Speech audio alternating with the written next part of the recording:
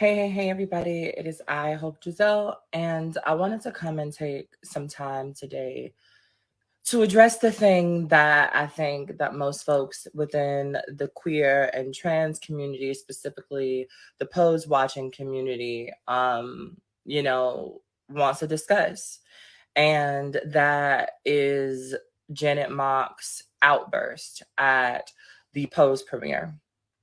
Um, by now, if you haven't heard about it, you will. If it hasn't been something that's hit your radar, it will. And essentially, Janet Mock is having her career threatened. There's a bunch of just buzz around Hollywood around the way in which she conducted herself at the post premiere during her 15-minute long speech. During this speech, Janet basically laid all of everybody's shit bare. And she did so in a way that I feel was noble based off of what we're hearing. She did so in a way that I feel was real based off of what we're hearing. She did so in a way that I feel was about fucking time. But the problem with Janet Mock doing what she did and saying what she said and the timing of what she said isn't the fact that she spoke truth. The problem isn't that Janet decided to come and air everybody's dirty laundry, including her own, out for the audience to hear. That's not the problem. The problem is Janet Mock being Black while doing so.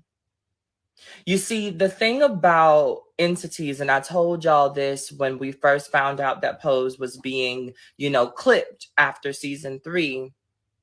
The thing about entities of whiteness that seek out people of color, no matter what you look like and no matter what part of the marginalized community you come from, the thing about whiteness is that eventually it does what it does, right? And so from Pose's conception, it was never supposed to be more than a moment. And everyone that was invited to take part in that moment, everyone that was invited to take part in what Pose was building, right, was to be under the understanding that all of this is temporary and what you do with it is on you. And so when they hired the largest cast of trans women and people that we had ever seen before, this wasn't for our visibility. This wasn't for our social capital and gain and to really help Black and brown trans women. This was not about, spreading our message and truly getting awareness about us and who we are to the people via the masses that is this machine, that is FX, that is Ryan Murphy. This was not about that.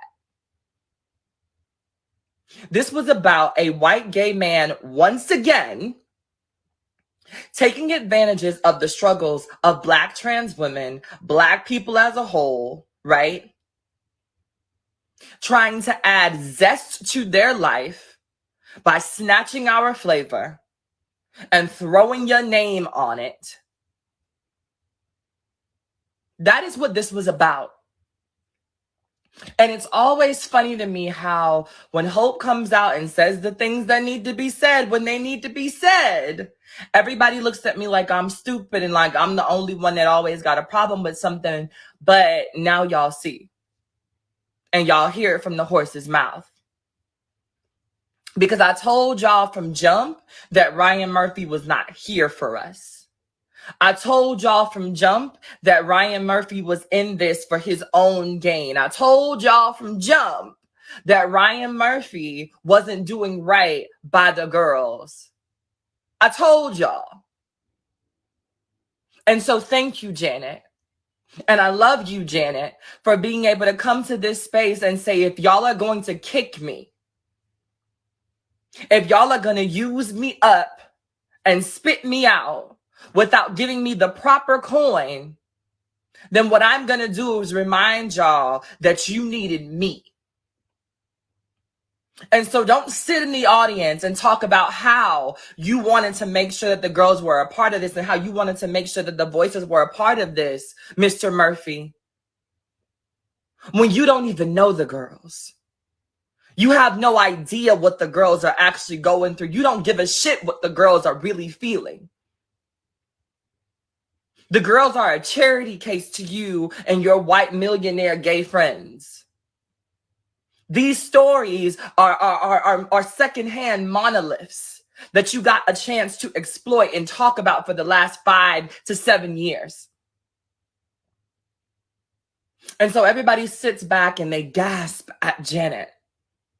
They clutch their pearls at Janet because Janet is supposed to be one of the good ones. Janet was supposed to be the jigaboo that stayed in line. Janet was supposed to tap dance until the curtain fell and say everything that was scripted. And the second that Janet decided to be a human fucking being, everybody is like, what's wrong with her? What's wrong with her?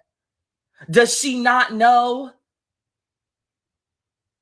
But the problem that I have with a lot of y'all in this is that you don't truly give a fuck about the fact that Janet's career could be over. You don't give a shit about the fact that Janet, could be blackballed from the industry. Y'all don't care. Y'all, for a lot of y'all, this is about respectability politics. Because Janet was supposed to be a good little nigga. Janet was supposed to be the trans girl that was safe.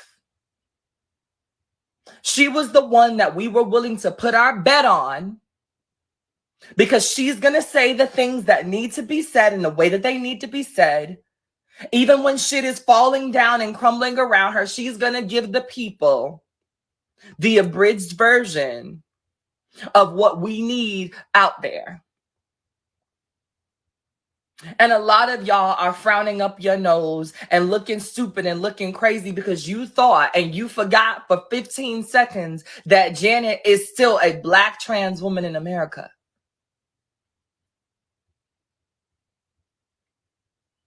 And so, yes, pay me the way that you would pay these white folks.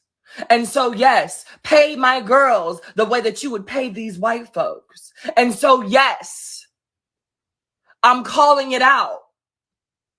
Because Pose is not ending because we told the story that we wanted to tell. Bullshit. Bullshit. Pose is ending because a white man had no fucking creativity, had no idea what it's like to live their life as a black trans woman in ballroom or as a black trans woman just navigating everyday life. And so he picked apart a story that was already written. He picked apart Paris is Burning and milked it for 3 seasons. And then when it was time to get creative for real, then when it was time to do the real work, then when it was time to actually buckle down and get in that writer's room and make real change via the media, he had other things to do. Pose is not ending because the story is done. It's ending because you don't have any more storyline left to steal. And even with the storyline that was ready-made, hello, Nationals platter, the writing was still lackluster. The colorism was still real. But because people needed to feel seen, because people needed to feel like we had a representation of us, because people needed to see themselves, we overlooked it and we overlooked it. And we saw the good that was happening. And we saw the visibility that was happening. And we saw the education that was taking place. And so we overlooked it and we overlooked it and we overlooked it. And imagine being a part of the process and having to overlook it. Imagine being a part of the process and having a smile in your face when I know you're not paying me no attention, when I know you're not taking my ideas into consideration, when I know that you don't value my directive and my creative juices and everything that I add to the process. Imagine being Janet Mock. Imagine having a white man step away from the forefront so that just in case this don't go the way it needs to go, they're going to blame you. Imagine being a glorified scapegoat and not even being paid what you're worth to do so. Just imagine it. And then ask yourself what you would do. Because so many of y'all are caught up on the fact that she cheated on Angel. Who gives a fuck? People cheat. Men do it all the time in this industry. Men fuck 50,000 bitches on set before the movie is done in the course of 3 months. Who gives a fuck? Because what I read and what I've pieced together is that a Black woman was sick and tired of trying to force people to get that there's a more important narrative that is going on here that is yet to be uncovered. And for some reason, people just are not getting it. And so fuck Hollywood. And fuck this little chump change that y'all think y'all gonna give us. And fuck the fact that you think you're doing me a favor. Fuck all of this. Fuck all of these award shows that want to police us into this version of femininity that we have to hold on to. Fuck all of y'all people that want to have these open conversations now because we are educating people. We've been here. I've been here. I've been doing this. And so where was y'all? Where was the concern then? So many people are looking at Janet to be this jigaboo tap dancing person and forgetting the fact that she has every right to feel the way that she feels when a white gay man once again utilized our story, capitalized off our story, made millions of dollars off of our story, and then turned around. And as you cancel our story, you go and put your white blonde hair on another story that's not as diverse, that doesn't need as much attention, but that's what you really wanted to do. And so you built the funding for it off of the backs of transgender women, once again, white gay men in Hollywood. The only difference is this time somebody called you on your shit and now y'all can't take it. Now Janet is a problem because she said what needed to be said and y'all are mad. Did she really do something bad? Because the thing about it is, had it been Alexandra Billingsworth, a white trans woman on stage speaking her truth, had it been a white trans woman, had it been Gigi Gorgeous, had it been any of these other white famous trans women who had had enough and decided that she was going to take her moment, y'all would have clapped. Thank you so much for being brave enough to speak the truth. Yes, ma'am. Amen. Girl, say what needs to be said. That was so brave of you. But what we forget is that Black and brown voices are never respected, even when they use us to get to the top. Don't ever forget that you are a nigga. Don't ever forget that we own you. Don't ever forget that this is our intellectual property. And the second that you forget that we gave you an opportunity, we're going to remind you just how minuscule you are. Because had it been a white trans woman, Good Morning America wouldn't have canceled their interview. Had it been a white trans woman, Good Morning America would have rushed the interview because they would have wanted to hear her side. Come and tell us your pain. Come and tell us about what was going on. Tell us about what really happened on the set. But because she's Black, she's just another angry Black trans woman pissed off because she didn't get what she feel like she was worth, and we don't really think she's worth anything anyway. So who cares? Cancel the interview. Cancel the magazine cover. Cancel the next role. Cancel her. Cancel this. Cancel that. Cancel all of the shit that she's built. Because she finally decided that the truth needed to be told. Cancel it. Silence her. Lock her away. Best-selling author or not, lock her away. Janet who? And some of y'all are clapping. Some of y'all are clapping. Because she was out of line, Hope. There's a time and a place for everything, Hope. You don't do that. She interrupted the space. That's just not how you do that, Hope. But why not? Because they interrupt our spaces. They interrupted historical Black ballroom space. They interrupted historical Black ballroom space and told a washed down, whitewashed story of our lives. They interrupted our space. They picked up our girls, elevated the ones that they liked.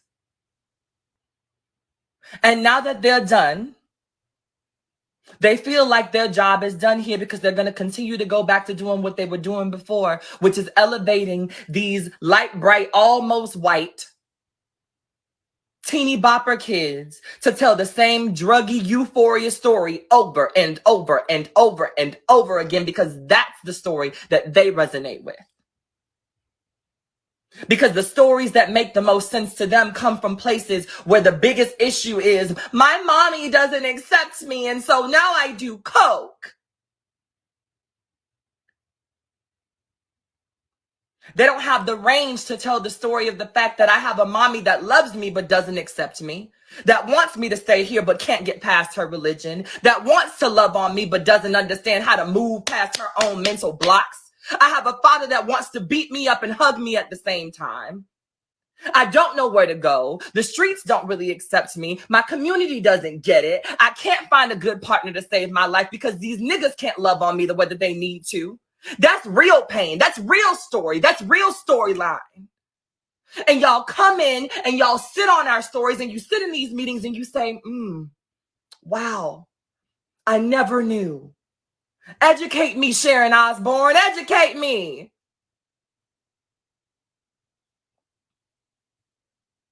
And then you give the people bullshit. You kill off Angelica Ross's character when we all know that Lulu adds the least amount of anything to the storyline. And this is no shade to Haley because I don't know her. But let's be real. When we think about who was most important to the script and who was actually going somewhere and offering America something, why Candy? And don't give me this bullshit about how she was going to be in American Horror Story 1987, 1999. Because that was the let me cover it up. That was the we know something is going to happen and so we're going to do this so that y'all can't say that. It's colorism. Why are all of the dark-skinned Black women in the show attitudinal, villainous? But all of the light-skinned girls that pass for Latina, they're the damsels in distress that need help. Make it make sense. Because as Black trans women are being killed left and right every other fucking day, the story that y'all want to tell is this mixed bag bullshit. And then when Janet finally says that she's had enough, y'all can't take. When Janet finally says that she's done, okay? When Janet finally says that she is done being your jigaboo, y'all can't take. But I blame you too, Janet. I love you. I love you to death and to hell and back, but I blame you too, Janet. Because why now? Why now? When you had so much time, sis. You had so much time to walk away from this. You had so much time to claim your integrity. You had so much time to leave them before they left you. You had so much time to change the narrative. And you let them bag you. But I get it. Because you still got to survive. But don't wait. Don't wait until it's too late. Don't wait until the door is closing to decide that you want to kick it in, because now it doesn't matter how many dents you put in it. It doesn't matter how many dents you put in the door on the way out. If it's going to be locked and closed forever, it doesn't matter how many payments you make on the house if the bank is already foreclosed on it. And so, yes, Janet, I love you. But it was too late. It was too late.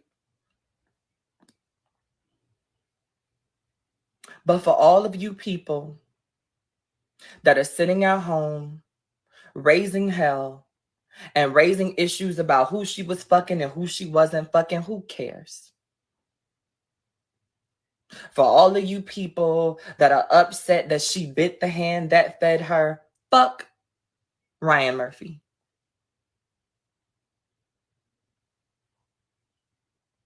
For all of those people that think that she should be bowing down and thankful and grateful for whatever story that was told, I just want to remind you to think about every single time somebody has taken one of your narratives and ripped them and turned it into some backwoods, backwater, backwashed ass Sprite that sat out for 3 days and told you to accept it as something that was fresh.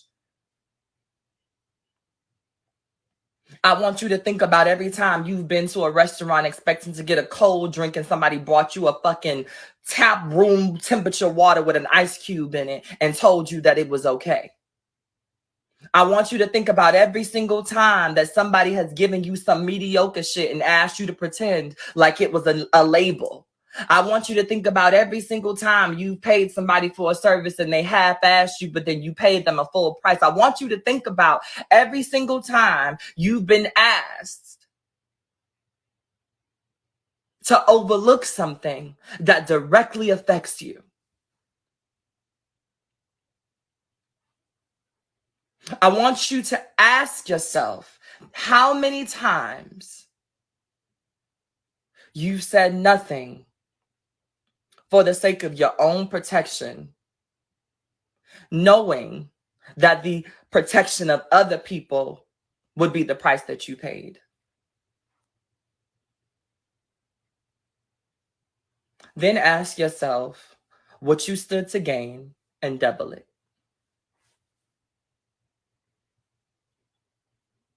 Because that's what Janet did. And she admitted it.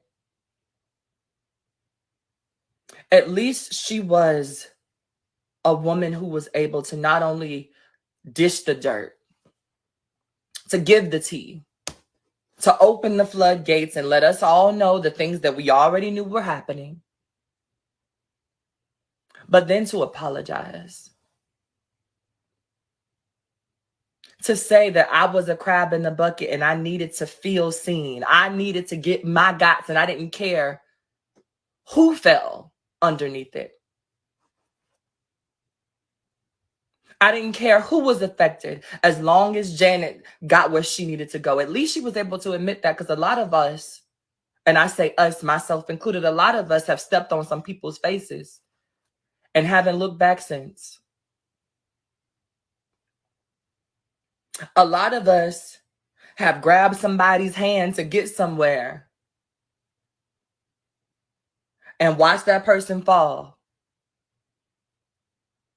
A lot of us have taken their phone call in place of somebody else and never passed on the message.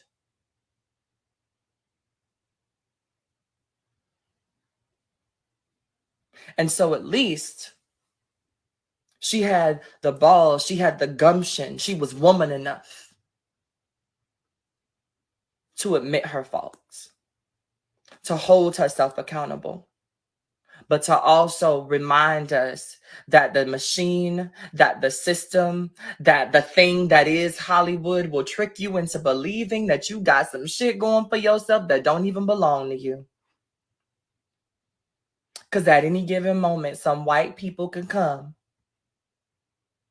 some network can come, some media entity can come and tell you that it's over.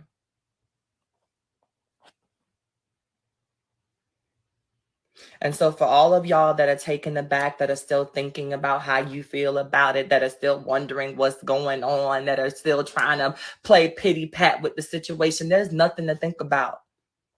You either support the voices of Black trans women or you don't. You either get with the program or you don't. You either fuck with it or you don't. You either understand the position that Janet was put in because you've been there yourself on some micro scale, or you don't. But what y'all don't get to do is protect the voices of white people who have gotten away with taking our story and turning it into some media fucking frenzy and then bouncing to go do something better. And then bouncing to continue to make sure that the gay boys that play the parts of the trans women get the awards. And then bouncing to make sure that the white women struggling with the same issues over and over and over again continue to be awarded for it. And then bouncing to go back to a space where the entire costume budget is spent on glitter and spandex clothes.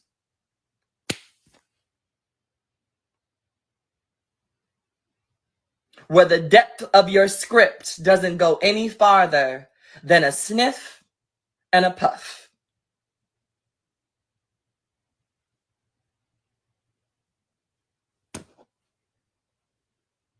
So if you don't get it,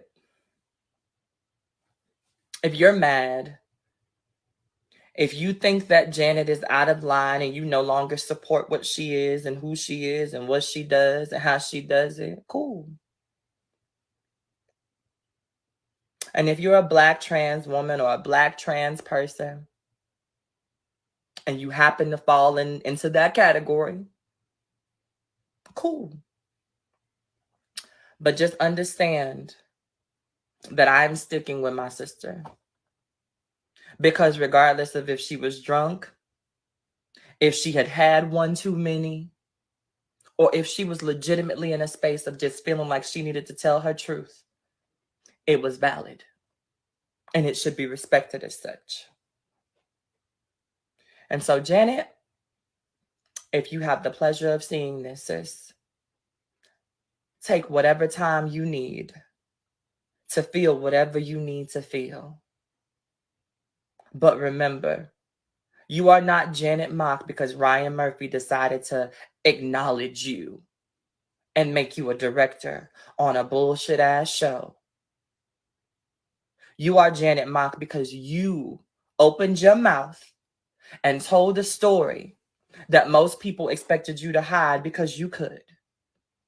You are a best-selling author, not because of these white folks, but because of you and your story. And before you let yourself forget that these next couple of days, as people are calling and texting and you're reading the comments but not reading the comments, remember that. And remember that you owe it to yourself first. And to every other little girl like me to keep going. Because there is so much more work to be done. And they don't get to control how we do it. I love you. I love all of y'all. but I'm not gonna cap for white people who are offended because a Black woman told them about themselves. That's just what we're not gonna do in 2021. I'll holla at y'all later. Hey, everybody. It is I, Hope Giselle, and I wanted to come and take some time today to address the thing that I think